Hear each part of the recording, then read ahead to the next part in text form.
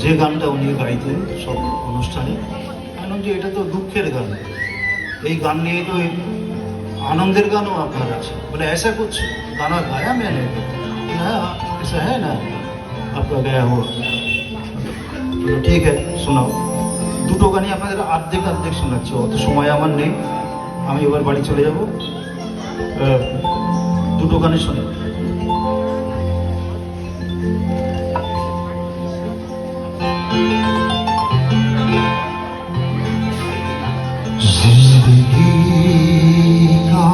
सफर है कैसा सफर कोई समझा